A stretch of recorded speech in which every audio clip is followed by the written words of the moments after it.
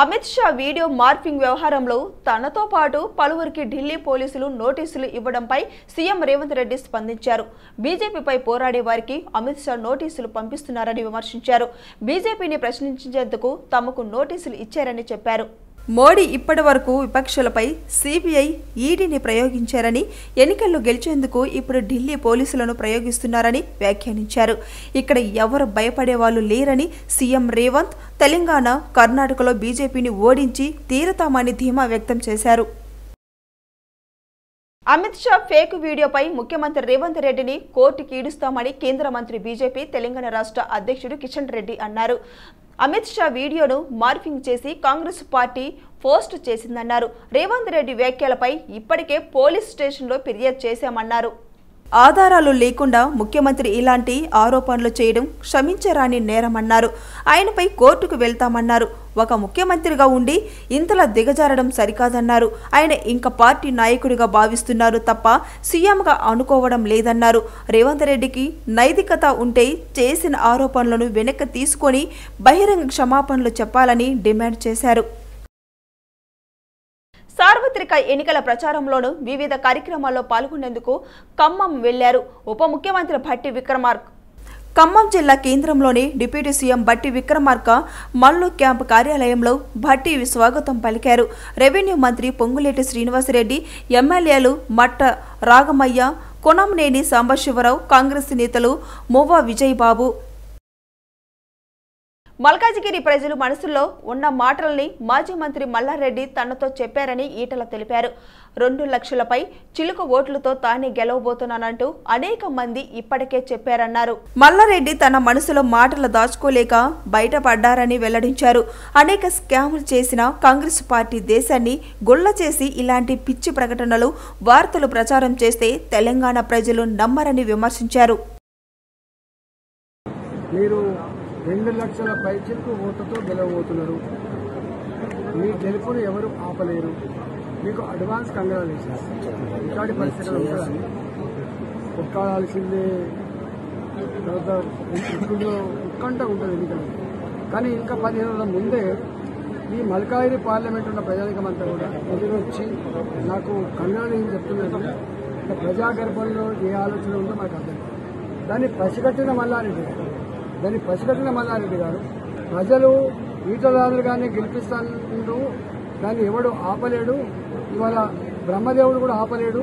దీన్ని ఆపగలిగే శక్తి మళ్ళీ మల్కాజిగిరి ప్రజలకు మాత్రమే ఉంటుందని చెప్పి గమనించుకొని వారు అన్నారు, రాజేంద్రన్న నువ్వే రేపు గెలుస్తున్నావని చెప్పి వారు అవుట్ స్పోకెన్ కాబట్టి, కడుపులో ఉంటే దాసుకోడు కాబట్టి మాట్లాడు. తప్ప అంటే బీఆర్ఎస్ బీజేపీ 2 ఒకటైనా అనే విధంగా ముఖ్యమంత్రి అన్నారు కాబట్టి మా తెలియని మాట్లాడే మాటలు. కేసీఆర్ మీరు ఎందుకు ఇది చేస్తలేరు? కేసీఆర్ ఎందుకు అంటలేరు మాట్లాడి మేమనేది ఎవరు ప్రతి నిత్యం నా ఉపన్యాసాలు చూడు, ఒక 5 నిమిషాలు కేసీఆర్ గారికి మాట్లాడిన తర్వాత మిగతా విషయాలు మాట్లాడారు.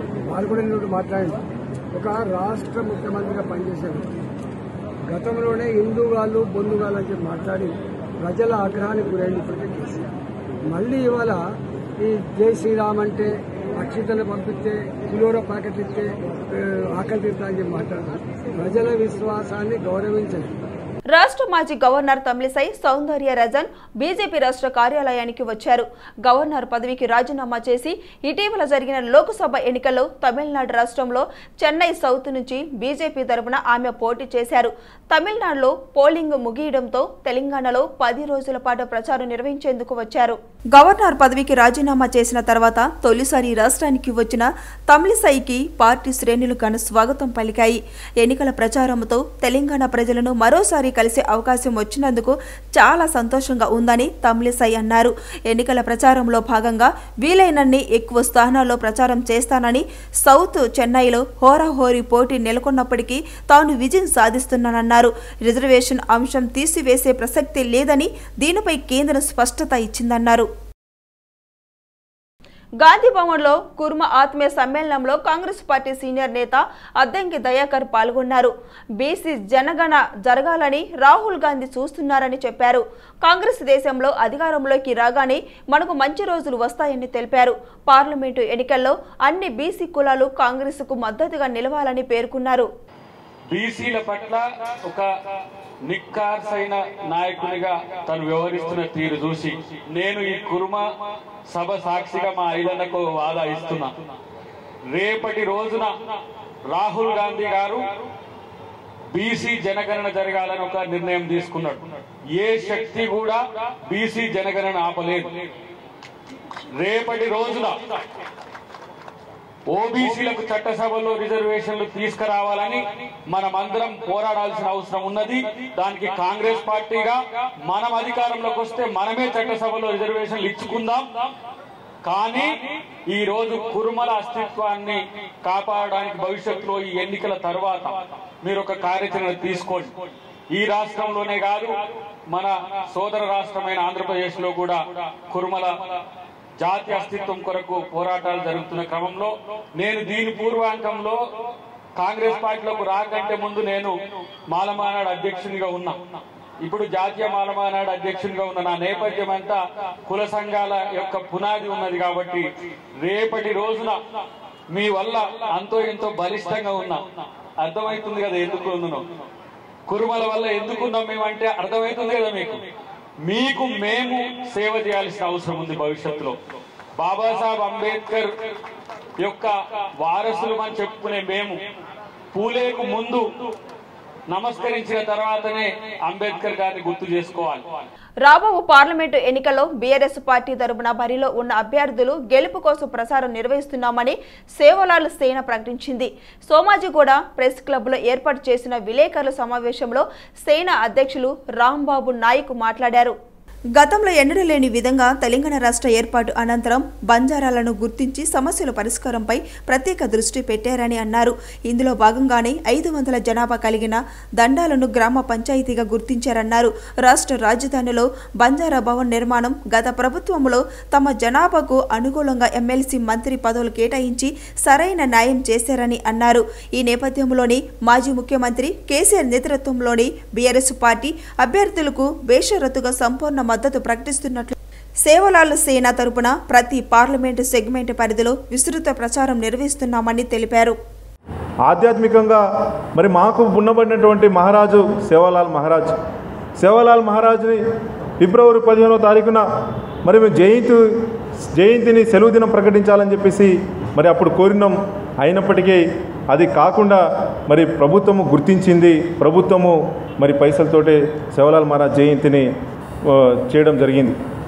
సో ఇవన్నీ చూస్తుంటే అనేక అంశాలని కూడా మాకు చాలా అద్భుతమైనటువంటి మరి విషయాన్ని మరి గత ప్రభుత్వం చేసింది. కానీ ఇప్పుడున్న ప్రభుత్వము మమ్మల్ని కాలరాస్తుంది. రాజకీయాల్లో లంబాడి ప్రజలు లంబాడి నాయకులు ఉండకూడదని చెప్పేసి మరి ఒక కుట్ర పన్నుతుంది. అందులో భాగమే మొన్న జరిగినటువంటి ఎలక్షన్లలో మరి లంబాడి ప్రజలుగా మరి ఏకవాక్యంతో మరి ఆ ప్రభుత్వాన్ని కాంగ్రెస్ ప్రభుత్వాన్ని తీసుకొస్తే మమ్మల్ని రాజకీయంగా అణగదొక్కే ప్రయత్నము కాంగ్రెస్ ప్రభుత్వం చేస్తుంది.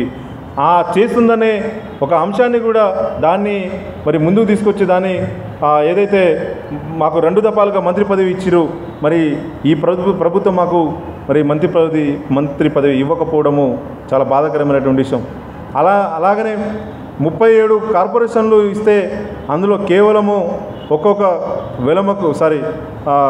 కోయకు ఒకటి, గోండుకు ఒకటి, లంబాడీస్కి ఒకటి అని చెప్పేసి అట్లా విభజించి పాలించింది. మేము ఉద్యమాలు చేసినాం. తెలంగాణ రాష్ట్రాన్ని ఒక ప్రాణత్యాగాలు చేసినాం. మా విద్యార్థి లోకం ప్రాణత్యాగం చేసి మరి ఈరోజు తెలంగాణ తీసుకొచ్చింది. తెలంగాణలో మేము కూడా భాగమై ఉన్నాం. రిజర్వేషన్లపై బీజేపీ వైఖరిని ఎండగడుతున్న కాంగ్రెస్ను కేసులతో బెదిరించాలని చూస్తే బెదిరేదే లేదని TPCC media committee chairman Sama Rammohan Reddy అన్నారు. దేశంలో ప్రజలు రిజర్వేషన్లపై బీజేపీని ప్రశ్నిస్తుండటంతో దిక్కుతోస్తని స్థితిలో పడ్డారని విమర్శించారు. రిజర్వేషన్లను పెంచుతామని మాత్రం అన్నని బీజేపీ నాయకులు మాటలు ఎలా నమ్మేది అంటున్న రామ్మోహన్ రెడ్డితో మా bureau chief Srinivas face to face. TPCC media committee chairman Sama Rammohan Reddy మనతో ఉన్నారు. చెప్పండి రామ్మోహన్ గారు, గత అసెంబ్లీలో బీజేపీ బీఆర్ఎస్ ఒకటి అనే నినాదాన్ని తీసుకెళ్లారు, సక్సెస్ అయ్యారు. ఇప్పుడు రిజర్వేషన్ల రద్దు నినాదం తీసుకొస్తున్నారు. దీని మీద మీకు ఎదురు దెబ్బలు కూడా జరుగుతున్నాయి, కేసులు నోటీసులు కూడా వస్తున్న పరిస్థితి. ఇక్కడ ఇప్పుడు సక్సెస్ అవుతారా? ఎలా అంటే ఏమనిపిస్తుంది ఈ నినాదంతో? నోటీసులు వస్తే జంకెటోడు బెంకెటోడు జరుగుతున్న వాస్తవాలను చెప్తున్నాము. మేము కాదు, వాళ్ళ నేతలు చాలా రాష్ట్రాల్లో చాలా సందర్భాల్లో అసలు రాజ్యాంగాన్ని మార్చాల్సినటువంటి అవసరం ఉంది అన్నారు. స్వయాన ప్రధానమంత్రి గారి సలహాదారు అయినటువంటి ఒబ్రే కూడా ఆయన ఆర్టికల్సే రాసిండు. ఆర్టికల్స్ వచ్చినాయి, మొన్న సంవత్సరం కూడా ఆర్టికల్స్ ఏమైనా వచ్చినాయి. It is the time to embrace new constitution. ఇప్పుడు కొత్త రాజ్యాంగం అవసరము అనేటటువంటిది ఎవరో కాదు రాసింది, ప్రధానమంత్రి కాడ ఉండేటటువంటి సలహాదారే రాసిండు. అంతేకాదు ఈరోజు కాంగ్రెస్ పార్టీ బీజేపీకి సంబంధించినటువంటి రిజర్వేషన్లతో కూడినటువంటి చాలా విషయాలని వెలుగులోకి తీసుకొస్తున్నటువంటి దాన్ని జీర్ణించుకోలేక, దానికి ఉదాహరణ కూడా నేను చెప్తా. ఇప్పుడు గుజరాత్ యూనివర్సిటీలో ఎస్సీ రిజర్వేషన్స్ అమలవుతున్నాయా అంటే అయితలేవు. అదేవిధంగా మరి ఇండియన్ సర్వీసెస్లో ఐఏఎస్లు కానీ ఐపీఎస్లు కానీ లేకపోతే ఐఎఫ్ఎస్లకు సంబంధించినటువంటి దాంట్లో ఓబీసీలకి 27%, ఎస్సీలకు 15% అండ్ ఎస్టీలకు 7.5% కదా రావాలి. మరి పోయిన సంవత్సరం అడిగినటువంటి ఒక ప్రశ్నకి స్వయాన ప్రధానమంత్రి గారు ఆఫీస్ ఇచ్చినటువంటి జవాబే ఏమని వచ్చింది అంటే వాళ్ళకు ఇచ్చేటటువంటి శాతం కూడా సగం పడనే ఇస్తుండ్రు. అంటే మీరు ఒకసారి గమనించరు, రాజ్యాంగం ముసుగులో వండుకుంటేనే రిజర్వేషన్స్. ఇంకొకటి కూడా నేషనల్ ఫెలోషిప్లు తీసుకోండి, పిహెచ్డి స్కాలర్లకి నేషనల్ ఫెలోషిప్లు ఎస్సీ పిల్లలకు ఆపేసిండ్రు. దేనికోసం ఆపిండ్రు అంటే వ్యవస్థ పరంగా కూడా స్లోగా రిజర్వేషన్స్ అనేటటువంటి దాన్ని నిర్మూలించుకుంటూ వస్తున్నారు అనేటటువంటిది మేము చెప్పదలుచుకున్నాం. గతంలో కూడా ఉత్తరాది మొత్తం ఖాళీ అయినప్పుడు దక్షిణాది నుంచే కాంగ్రెస్ పుంజుకున్న సందర్భాలు ఉన్నాయి. మళ్ళీ ఆ పరిస్థితి వస్తుందని ఏమైనా సంకేతాలు ఉన్నాయా? ఎట్లా ఉండబోతున్నాయి ఈసారి పార్లమెంట్ ఎన్నికలు? బీజేపీ స్వయంగా ప్రధానమంత్రి గారు తర్వాత అమిత్ షా గారి భాషణలో మార్పు వచ్చింది. ముందు మాట్లాడినట్టు మాట్లాడతలేరు. ఫేజ్ 1 ఫేజ్ 2 ఎలక్షన్స్ జరిగిన తర్వాత వాళ్ళ గొంతులో వణుకు కనిపిస్తుంది. ప్రజలు ఒకప్పటి లెక్క లేరు. బేరోజ్గారీ మీద లేకపోతే వాళ్ళకి పెరిగినటువంటి ధరల మీద, పెట్రోల్ డీజిల్ పప్పులు ఉప్పుల గురించి, విద్యా వైద్యాల గురించి, ఉపాధి ఉద్యోగాల గురించి ప్రజలు చర్చిస్తున్నారు అనేటటువంటిది జాతీయ పత్రికలు మొత్తం రాస్తున్నాయి. ఇది మొత్తం మీద రిజర్వేషన్ల అంశము రోజు రోజుకు వేడెక్కుతా ఉంది, వివాదాస్పదంగా మారింది. ఇందులో భాగంగా ఢిల్లీ పోలీసులు కాంగ్రెస్కు నోటీసులు ఇవ్వడం అనేది మరొక మలుపు తిరిగింది. అందులో దీంతో పాటు ఫేజ్ 1 ఫేజ్ 2 ఎన్నికల తర్వాత బీజేపీ ప్రధానమంత్రి, బీజేపీ అగ్రనేత, అలాగే ప్రధానమంత్రి మోడీ, హోంమంత్రి అమిత్ షాల మాట తీరు కూడా మారింది. గతంలో బీజేపీ మాట్లాడిన మాటలనే తాము ప్రజల్లోకి తీసుకెళ్తున్నామని కాంగ్రెస్ నేత, media committee chairman Sama Rammohan Reddy చెప్తున్న పరిస్థితి. ఏదేమైనప్పటికీ ప్రజలు వాళ్ళ సమస్యల మీద నిలదీస్తున్నారు. దానికి కాంగ్రెస్ పార్టీ అండగా ఉంటుంది. అంతే తప్ప బీజేపీ పెట్టేటటువంటి వేధింపులకు కానీ బెదిరింపులకు కానీ తలొగ్గేది లేదని కూడా చెప్తున్న పరిస్థితి. వీడియో జర్నలిస్ట్ చంద్రశేఖర్తో శ్రీనివాస్, సిటీ విజన్, హైదరాబాద్, గాంధీ భవన్ నుంచి ఓటు స్టూడియో. ప్రజాస్వామ్య పరిరక్షణకు యువత, చదువుకున్న వారు నడుం బిగించి ఓటు హక్కును తప్పనిసరి వినియోగించుకోవాలని సమాచారం హక్కు పరిరక్షత సమితి ఎలక్షన్ వాచ్ కమిటీ జాతీయ చైర్మన్ డాక్టర్ బొమ్మర బోయిన కేశవులు తెలిపారు. సమాచార హక్కు పరిరక్షణ సమితి ఎలక్షన్ వాచ్ కమిటీ ఆధ్వర్యంలో హైదరాబాద్లోని సోమాజిగూడ ప్రెస్ క్లబ్లో సమాచారం హక్కు చట్టం ప్రస్తుతం పరిస్థితుల భవిష్యత్తు కార్యాచరణ, ఓటరు చైతన్యం, సి విజిల్ యాప్పై నిర్వహించిన అవగాహన సదస్సుకు ఆయన అధ్యక్షతన వహించి మాట్లాడారు. దేశంలో లోక్సభ ఎన్నికల ప్రక్రియ కొనసాగుతుందని చెప్పారు. ఎన్నికల రోజు సెలవు అని నిర్లక్ష్యం చేయకుండా ఓటు అనే ఆయుధాన్ని ఉపయోగించాలని, ఓటు హక్కు ఉన్న ప్రతి ఒక్కరూ తప్పనిసరిగా ఓటు వేసి మంచి అభ్యర్థులను ఎన్నుకోవాలని విజ్ఞప్తి చేశారు. ఈ సందర్భంగా తెలంగాణ రాష్ట్ర కన్వీనర్ కన్నపోయిన ఉషారాణి ఓటర్ ప్రతిజ్ఞ చేయించారు. తెలంగాణ సాంస్కృతిక విభాగం కళాకారుల పాటల ద్వారా ఉత్తేజపరిచారు.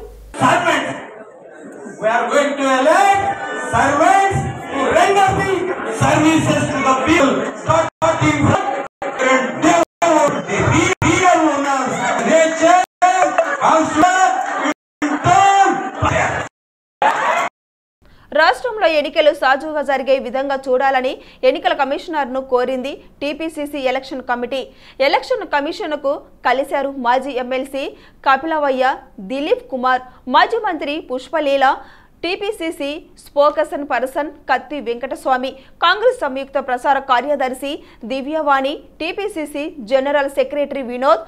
ఎలక్షన్లు సాజుగా నడవడం కోసం ప్రదేశ్ కాంగ్రెస్ పార్టీ సీఈఓకి వినత పత్రం సమర్పించారు.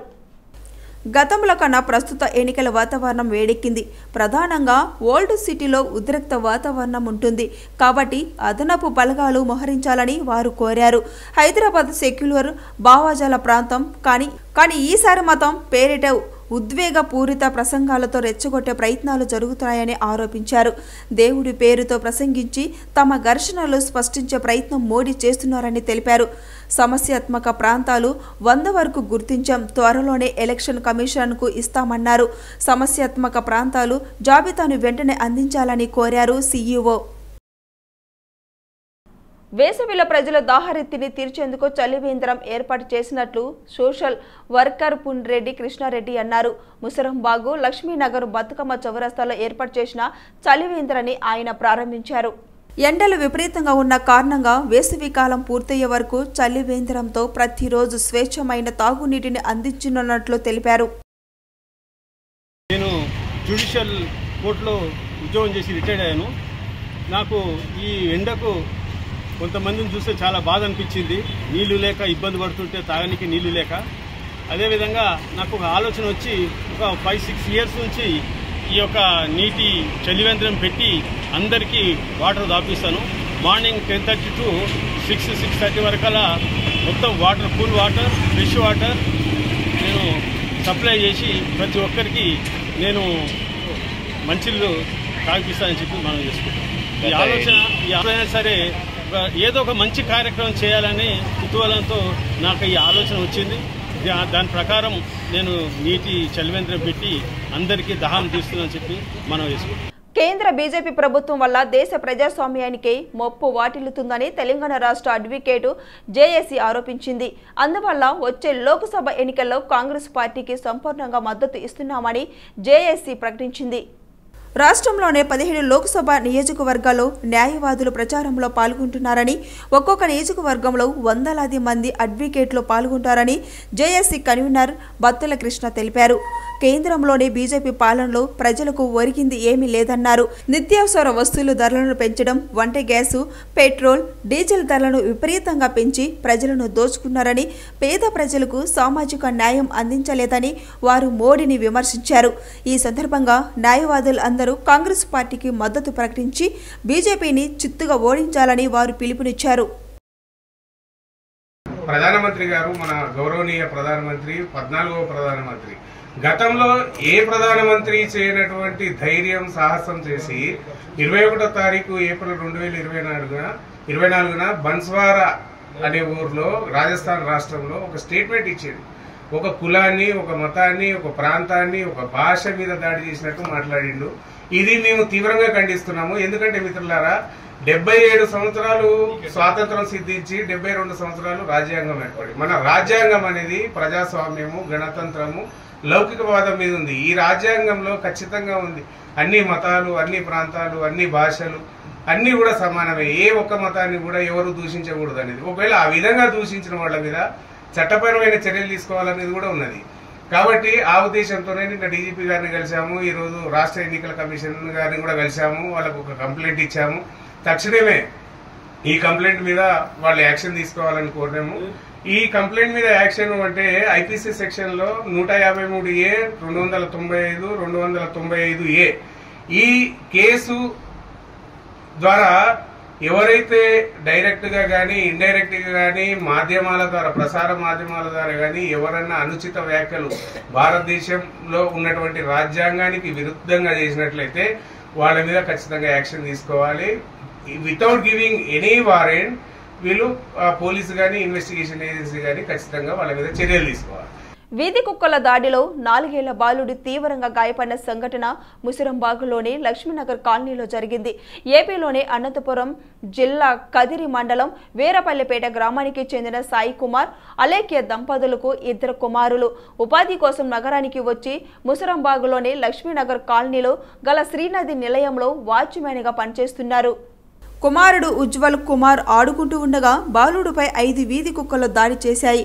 ఒక కుక్క బాలుడు ముఖంపై దాడి చేయగా మరో కుక్క బాలుడు కాళ్ళు పట్టుకొని బయటికి లాక్కెళ్లేందుకు ప్రయత్నించింది. భయాందోళనకు గురైన బాలుడు బిక్కిరిగా ఏడవడంతో గమనించిన తల్లి అలేకే వీధి కుక్కలను తరిమేసింది. అప్పటికే బాలుడు ముఖంపై తీవ్ర గాయాలయ్యాయి. వెంటనే తల్లిదండ్రులు బాలుడిని నల్లగుంటలోనే ఫీవర్ ఆసుపత్రికి, అక్కడ నుంచి ఉస్మానియా ఆసుపత్రికి తరలించి చికిత్స చేయించారు. ప్రస్తుతం బాలుడు పరిస్థితి నిలకడగా ఉందని వైద్యులు తెలిపారు. కుట్లు వేసి పట్టి కట్టారు సార్. మళ్ళీ ఈరోజు రమ్మన్నారని ఈరోజు వచ్చాం సార్. మళ్ళీ ఇప్పుడు డ్రెస్సింగ్ చేశారు సార్. ఎలా ఉంది బాబు? ఎలా ఉంది? కర్లేదు సార్, బాగానే ఉంది సార్. 5 కుక్కలు సార్. ఇంటి దగ్గర బాగానే బాగానే ఉంది. కంప్లైంట్ కూడా చేశారు, పోలీసు ఏమైనా చెప్పారు? పోలీస్ అయితే ఏం చెప్పలేదు. వాళ్ళ మున్సిపాలిటీ వాళ్ళు అయితే వచ్చారు, కుక్కలు అయితే పడుతున్నారు సార్. ఇంకా అంతకు మించి ఏం జరగట్లేదు సార్. పిల్లలు అంటే అసలు వాళ్ళకి నెగ్లెక్ట్ చాలా. ఏ హాస్పిటల్ అయినా గవర్నమెంట్ హాస్పిటల్ అంటే నెగ్లెక్ట్ అయిపోయింది చాలా ప్రజల మీద. ఏం చెప్పరు సార్, పలాందని ఏం చెప్పరు. ఊరినే చేస్తారు, ట్రీట్మెంట్ చేస్తారు, పంపించేస్తారు. పలాందని ఏం చెప్పరు, ఏమి మందులు ఇవ్వరు, ఏమి అసలు ఏం పట్టించుకోరు. నెగ్లెక్ట్ చేస్తున్నారు సార్, చాలా నెగ్లెక్ట్ అయిపోయింది. పంజాగుట్లో ఇటీవల ప్రారంభించిన శుభకళ సిల్వర్ జ్యువెలరీ లక్కీ డ్రాను షోరూం నిర్వాహకులు నిర్వహించారు. ప్రముఖ మోడల్ నిహారిక ఆజరీ లక్కీ డ్రా తీగ నిరాలి రాథోడు విజేతగా నిలిచారు. ఈ సందర్భంగా విజేతకు శుభకళ వ్యవస్థాపకులు కౌశిక్ చౌదరి, ధైర్య గోయల్ అభినందనలు తెలిపారు. కస్టమర్లకు ప్రత్యేకమైన ఆఫర్లను అందించేందుకు తాము ఎప్పుడు సిద్ధంగా ఉంటామన్నారు. విజేతకు 1,00,000 విలువైన విక్టోరియన్ లాంగ్ హారం నక్లిస్, మ్యాచింగ్ చెవిపోగులు అందించామని వ్యవస్థాపకులు తెలిపారు. ఇది నా Shubhakala store, silver jewellery store ఉంది పంజాగుట్టలో. Last month 25th of March we started a contest. ఇది లక్కీ డ్రా కాంటెస్ట్ యాక్చువల్లీ. అది కాంటెస్ట్ అట్లా ఉంటుంటే 8,000కి షాపింగ్ చేస్తే ఒక కూపన్ ఇచ్చేస్తారు. దానికి 1 lakh వర్త్ విక్టోరియన్ హారం ఉంది, అది లక్కీ డ్రా విన్నర్కి ఇచ్చేస్తారు. ఈరోజు 27th April అనౌన్స్మెంట్ డేట్ ఉంది. నేను నిహారిక మేడం ఇన్ఫ్లుయెన్సర్కి ఇన్వైట్ చేసిన మేడం ఇప్పుడు లక్కీ డ్రా విన్నర్ అనౌన్స్ చేసిన. Lucky draw winner Nirali Garod, bill number 113. Hello Andy, I am Kaushik Chaudhary from Shubkala Silver Jewelry, and last month we had announced a contest for Lucky Draw. The contest was basically about every purchase of 8,000 you will get a coupon, and the winner will get a haram, a Victorian haram set of worth rupees 1 lakh. So today we have announced the winner, and the winner is Miss Nirali Dharod, and congratulations to her. Congratulations to Nirali Dharod, and आप यहाँ पे आइए, शुभ कलश में visit करिए और इनका collection देखिए जो कि बहुत ही अच्छा है. मैंने खुद देखा है और पहना है. सो विज़िट करिए और I am sure you like it. हाँ, नए नए ऑफर्स आते रहते हैं. सो లోక్సభ ఎన్నికలు దగ్గర పడుతున్న వేళ పార్టీలు ప్రచారాన్ని ముమ్మరం చేశాయి. పార్టీలు వివిధ రకాలుగా ప్రజలను ఆకట్టుకునేందుకు ప్రచారాలు నిర్వహిస్తున్నారు. ఎంఐఎం అధ్యక్షుడు హైదరాబాద్ పార్లమెంటరీ నియోజకవర్గ అభ్యర్థి అసాదుద్దీన్ ఓవైసీ చంద్రాయనగుట్ట అసెంబ్లీ సెగ్మెంట్ పరిధిలోని గౌస్ నగర్, మహమ్మద్ నగర్, కూబా కాలనీ, ఇస్మాయిల్ నగర్, అహ్మద్ నగర్, నూరి నగర్లో ఇంటింటికి ఎన్నికల ప్రచారాన్ని నిర్వహించారు. తనకు ఓటు వేసి గెలిపించాలని అసాదుద్దీన్ ప్రజలను కోరారు. విదేశాలకు వెళ్లే భారతీయులకు న్యాయపరమైన సలహాలు, సేవలు అందించేందుకు న్యాయవాది అమెరికాలోనే న్యూయార్క్ ప్రధాన కేంద్రంగా గల కావేటి లా ఫర్మ్ అధినేత కావేటి శ్రీనివాస్ భారత్లో తమ భాగస్వామ్య శాఖలను ప్రారంభిస్తున్నారు. ఈ కార్యక్రమంలో 2 తెలుగు రాష్ట్రాల్లో పలు శాఖలతో విస్తరించిన FCO వర్సెస్ ఎడ్యుకేషన్ కన్సల్టెన్సీ సంయుక్త భాగస్వామ్యంతో విజయవాడలోని బందర్ రోడ్లో తమ ఆంధ్రప్రదేశ్ ప్రధాన కార్యాలయాన్ని అంతర్జాతీయ ఇమిగ్రేషన్ల నిపుణుడు వీక్ గాఫ్ని Chennupati Srinivas, FCO versus educational consultancy అధినేత Chilakala Avinash, immigration consultant Bellamkonda Vinod, Andhra Telangana high court న్యాయవాదులు మల్లిల ఆదిత్య, దూపిలి రవీందర్ బాబు, ప్రసాదరావు, చెన్నుపాటి శుభాకర్, బొమ్మన లక్ష్మణి తదితరులతో కలిసి ప్రారంభించారు. ఇటీవల సుప్రీంకోర్టు అంతర్జాతీయ న్యాయ సంస్థలు భారతదేశంలో ప్రాక్టీస్ చేసుకోవచ్చు అని నిర్ణయించినందువలన ఈ అవకాశాన్ని అందిపుచ్చుకొని న్యూఢిల్లీలో భారతదేశ ప్రధాన కార్యాలయాన్ని, హైదరాబాదులో దక్షిణ భారత ప్రధాన కార్యాలయాన్ని, వరంగల్, కరీంనగర్, ఖమ్మంలో వివిధ శాఖలను ఇటీవల ప్రారంభించినట్లు కావేటి శ్రీనివాస్ తెలిపారు. ఏప్రిల్ 28వ తేదీన గుంటూరులోను 29న తిరుపతిలోను కూడా తమ భాగస్వామ్య శాఖలను ప్రారంభిస్తున్నట్లు FCO వర్సెస్ ఎడ్యుకేషన్ కన్సల్టెన్సీ అధినేత చిల్లకల్ల అవినాష్ తెలిపారు. తమ సంస్థ ఆధ్వర్యంలో విదేశాల్లోనే భారతీయులందరికీ విదేశాలకు వెళ్లాలనుకునే వారికి ఉచిత న్యాయ సలహాన్ని అందిస్తామని కావేటి లా ఇండియన్ ఆపరేషన్స్ అధిపతి అంతర్జాతీయ ఇమిగ్రేషన్ లా నిపుణుడు వీక్ గాఫ్ని తెలిపారు. విదేశాలకు వెళ్లే ముందు విదేశాలకు వెళ్లాలనుకునే వారికి ఆయా దేశాల్లో ప్రవేశించక అక్కడ ఎటువంటి న్యాయ సమస్యలు తలెత్తకుండా ఎలా నడుచుకోవాలో ప్రతి నెల ఒకరోజు ఉచితంగా న్యాయ సలహాలు అందిస్తామని హైకోర్టు న్యాయవాది మల్లిల ఆదిత్య తూపిలి రవీంద్రబాబు తెలిపారు. మంచి ఇప్పటి వరకు మోర్ దెన్ 1000 వీడియోస్ చేసి మంచి మీడియా ప్రజెన్స్ కూడా ఉంది. So I take a very privilege in joining this team here. Srinivasarao Kaveti అంతర్జాతీయ న్యాయవాది. 2 ఉభయ రాష్ట్రాల్లో కావేటి శ్రీనివాస్ గారిని అందరూ గుర్తుపడతారు. ఎందుకంటే వచ్చినప్పుడల్లా మేము కొన్ని ప్రోబోనో కేసులు చేస్తున్నాం, ఆంధ్ర, తెలంగాణ, ఈవెన్ నార్త్ ఇండియాలో కూడా. అంటే ప్రోబోనో కేసులు అంటే ఏంటంటే కొన్ని ఇంపార్టెంట్ పబ్లిక్ ఇంట్రెస్ట్ లిటిగేషన్ కేసులు డబ్బులు తీసుకోకుండా చేస్తున్నాం. That's a first thing. Second thing ఏంటంటే ఇప్పుడు Supreme Court of India foreign law firms పెట్టుకోవచ్చు అని పర్మిషన్ ఇచ్చారు. అందుకని మేము ఢిల్లీలో స్టార్ట్ చేసాము మా ఆస్ట్రేలియా పార్ట్నర్తోని. ఇంకోటి ఏంటంటే ఇప్పుడు అంతర్జాతీయంగా కూడా మాకు ఆఫీసులో న్యూయార్క్లో, లండన్లో, ఢిల్లీలో, ఇంకా వేరే వేరే దేశాలలో కూడా ఉన్నాయి. పాన్ ఇండియా స్టార్ట్ చేస్తున్నాం. ఇప్పుడు హైదరాబాద్లో కూడా మాకు ఆఫీస్ ఉంది. ఇప్పుడు కరీంనగర్లో స్టార్ట్ చేసాము, వరంగల్, ఖమ్మం స్టార్ట్ చేసి ఇప్పుడు విజయవాడకు వచ్చాము. విజయవాడ నుంచి గుంటూరును, తిరుపతి కూడా వెళ్ళి స్టార్ట్ చేస్తున్నాం ఆఫీసు. అంటే ఏమిటి అంటే అంతర్జాతీయ law firm and international law firm, Kaveti international law firm. ఇది ఏంటంటే మేము లోకల్ కేసెస్ ఏమున్నా కూడా అంటే హైకోర్టులో కానీ, జిల్లా కోర్టులో కానీ, సుప్రీంకోర్టులో కూడా కేసులు ఫైల్ చేస్తాం. అంటే ఇండియా లా మీద కూడా అడ్వైజెస్ ఇస్తాం. రెండోది ఎవరికైనా అంతర్జాతీయంగా అమెరికాలో ఏదైనా ప్రాబ్లమ్స్ అయినా వాళ్ళు ఇప్పుడు ఫర్ ఎగ్జాంపుల్ ఎవరైనా అమెరికాకు వీసాలో వెళ్ళిన వాళ్ళు స్టూడెంట్సే కానీ వాళ్ళు ఈ మధ్యకాలంలో చాలామంది డిపోర్ట్ అవుతున్నారు. అలాంటి కేసెసే కానీ రేపు ఎవరైనా H1లు చేసుకోవాలన్నా, వర్క్ పర్మిట్స్ కోసం వెళ్ళాలన్నా, అమెరికాకైనా, ఆస్ట్రేలియాకైనా, ఇంగ్లాండ్ అయినా, న్యూజిలాండ్ వెళ్ళాలనుకుంటే మేము సలహాలు ఇస్తాం. నాలుగోది ఇక్కడి నుంచి ఇమిగ్రేషన్ కూడా అంటే గ్రీన్ కార్డ్స్ చేసుకోవటము, లేకపోతే వర్క్ పర్మిట్స్ చేసుకోవటము. ఇప్పుడు ఫర్ ఎగ్జాంపుల్ లాస్ట్ ఇయర్ ఒక 2 మీడియా మిత్రులను తీసుకెళ్ళాం I వీసా మీద.